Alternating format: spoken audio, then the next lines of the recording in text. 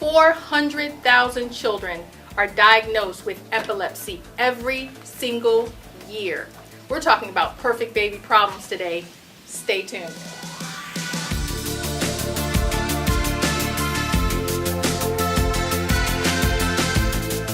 Disability Life TV is sponsored by Connor Dental Associates. Hello everyone, my name is Yvette Pegues and you're watching Disability Life TV. We have special guests today, starting here to my far right. We have Devin, we have Selena, and we have Christian. This is such an amazing and beautiful family, and we're here today to talk about something that 400,000 families have to deal with. It's called epilepsy. But before we get into the details of how this perfect baby was born and how far he's come since I met him the first time, we're going to introduce you to his amazing parents. I just have to tell you, as much as I love Christian, who we call Chris, as much as I wanted to hold and kiss this baby all day, I was most proud of his amazing parents. They can tell you themselves, but I just have to say that they're on the show today because I love them. I love their sweet baby, and I want you to hear about their daily tragedies, right? Every single day is a new challenge that the two of you face with such amazing courage. So Devin, tell us a little bit about you. Let's get to know you first. We were so into Christian when I met you guys that I didn't get to know the two of you. Tell me about yourself.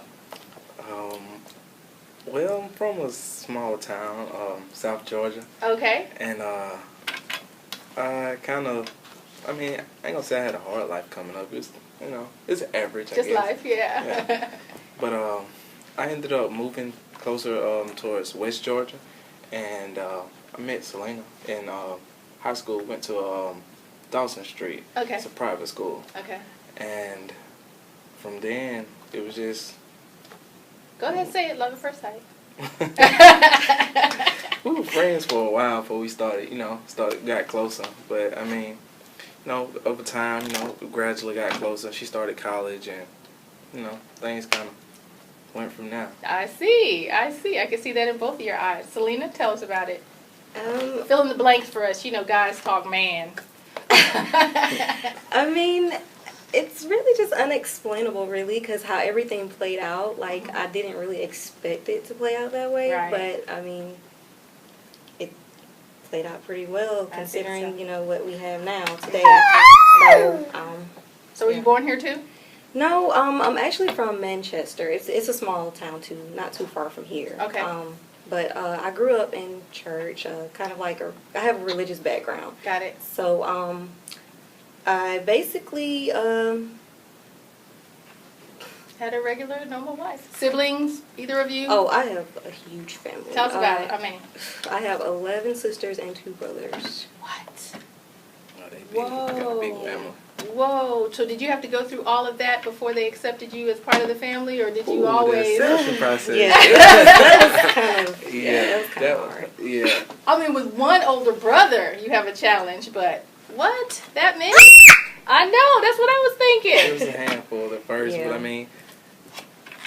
I guess I'm a pretty likable person. I think pretty so. likable guy. So I think so. I think I kind of won him over as time went on. But at first, it's always like, oh, you better not hurt my sister. This That's and that, right. Yeah. Then That's it talks right. with Dad, and Oh my you know how that goodness. goes. I do. How about you? Siblings, family members? I do. I have 3 sisters from my mom. I'm the oldest out of her 4. Okay. And my dad, he has like 7 or 8.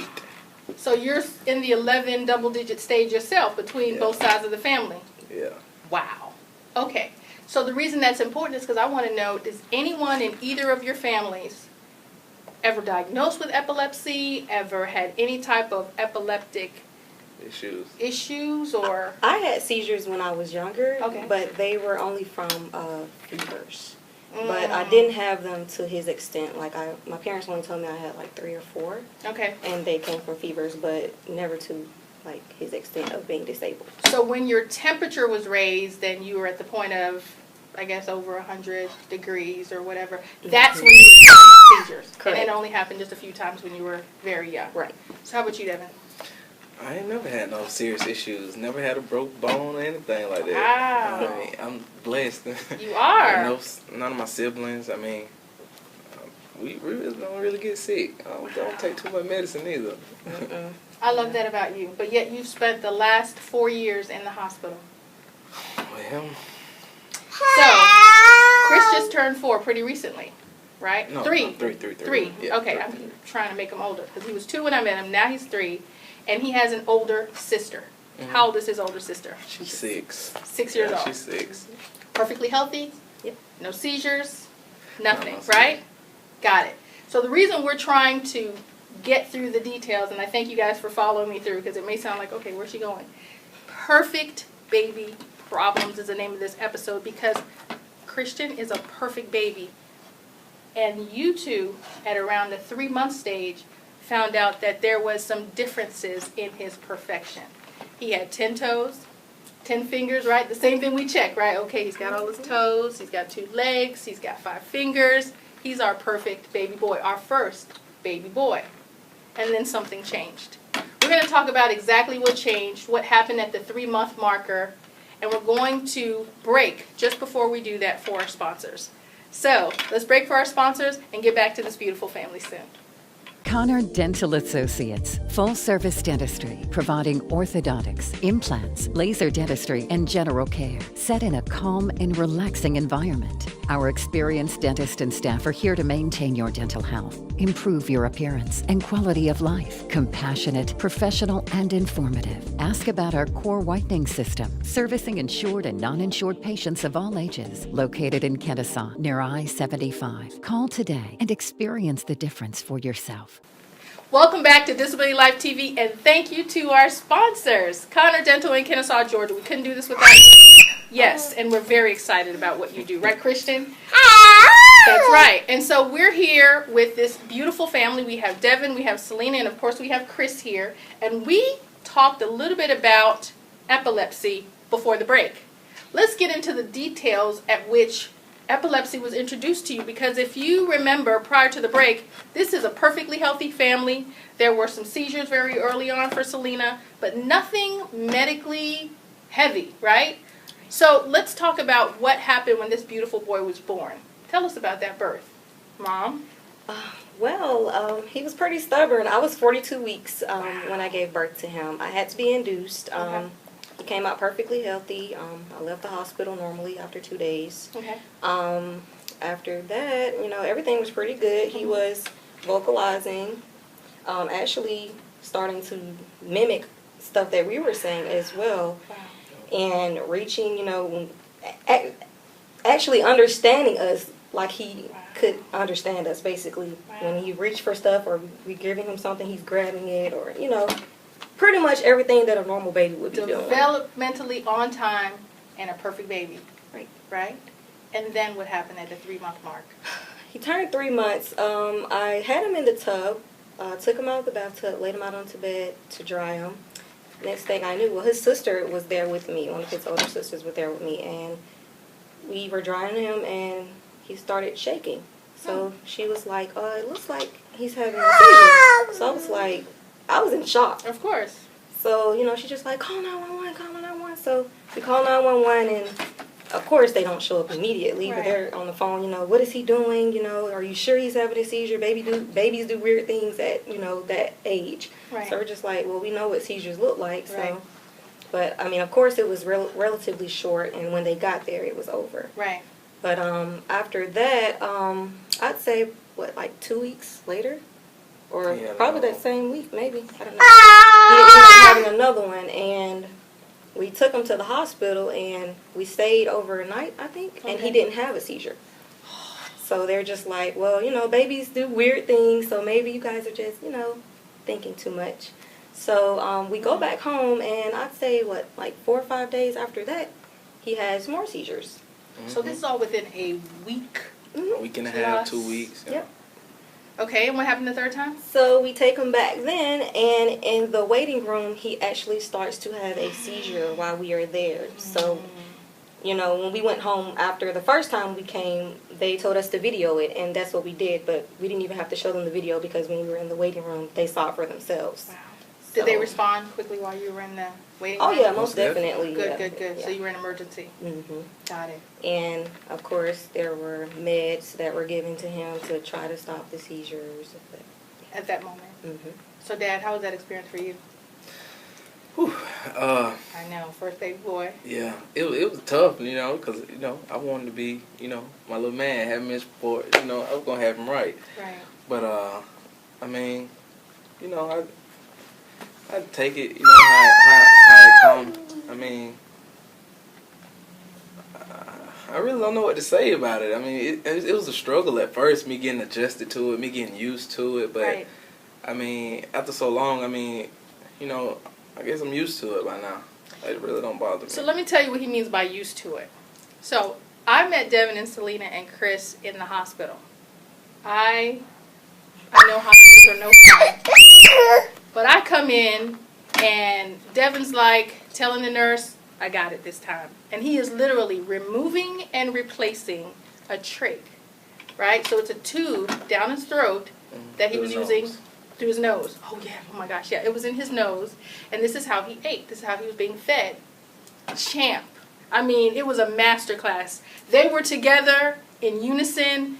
They knew what to do. They were using the right tape. He didn't like it, but it happened so quickly that he wasn't being, you know, like in excessive pain. But I will tell you, he was not this active when I met him originally. So again, I was just so proud of the fact that they both still had smiles on their faces. They welcomed me and allowed me to be part of that moment, and I just haven't forgotten them. So again, kudos. You are amazing parents. They are hands-on, and they're dealing with incredible financial, emotional, and spiritual burdens, not because of Chris, but because of what has happened since that 3-month period in those excessive and successive seizures. So there was poison, there was medications, there were so many things that happened that you wish would not have happened.